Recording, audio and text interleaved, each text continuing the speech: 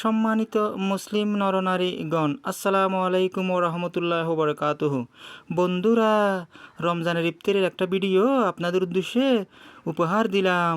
বন্ধুরা, আমরা যেহেতু দারিদ্র সীমার নিচে বাস করি, সেজন্য বড় লোকের মতো আমরা হরেক রকম ইফতারি খাইতে পারি না। যেমন নাটক করে না, নাটক জয়া আহসান এবং সাবানের অ্যাডভার্টাইজ করেছে জয়া আহসান, উনি ভিডিও দিয়ে বলে আমরা এটা খাই, আমরা সেটা খাই।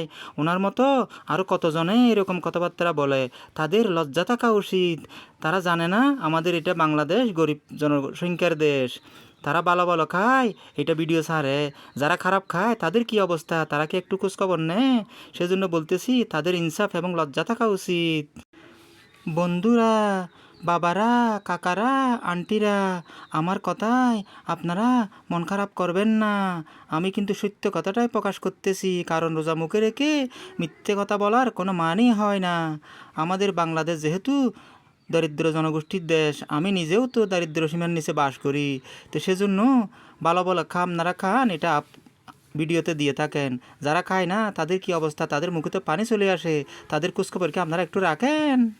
বন্ধুরা, আমরা গরিব হয়েছি তাতে কি হয়েছে? আমরা যেহেতু এই দুনিয়াতে খাতে পারতেছি না, আল্লাহ আমাদেরকে পরকালে জান্নাতুল ফেরদৌসে খাওয়াবে ইনশাআল্লাহ। আল্লাহ পাক রব্বুল আলামিনের উপর আমাদের পুরো আস্থা এবং তাওয়াক্কুল আছে। বন্ধুরা, আমরা যেহেতু বড় লোক না, নবাবজাদা না, সেই কারণে আমরা বাংলাদেশের 1 নম্বর ব্র্যান্ডের ট্যাং খাইতে পারতেছি না। কিন্তু আবার ট্যাংয়ের বিপরীত এত খারাপও কিন্তু খাচ্ছি না। যেমন এই যে আপনারা শরবতগুলো দেখতেছেন, এটা হচ্ছে কি ট্যাংয়ের বিপরীত ইস্পাহানি গ্রুপের স্পি দিয়ে আমরা ট্যাংয়ের স্বাদ আস্বাদন পূরণ করি।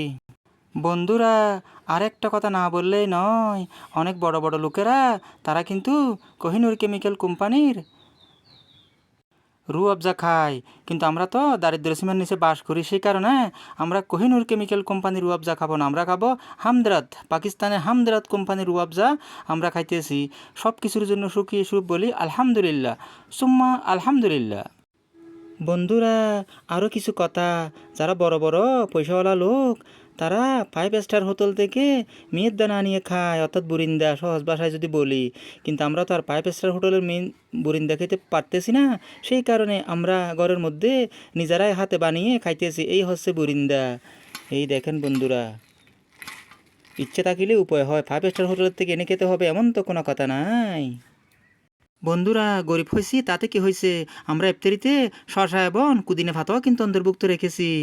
বন্ধুরা, আর বেশি কথা বাড়াবো না, যদি ভুল বলে থাকি ক্ষমার দৃষ্টিতে দেখবেন। আসসালামু আলাইকুম।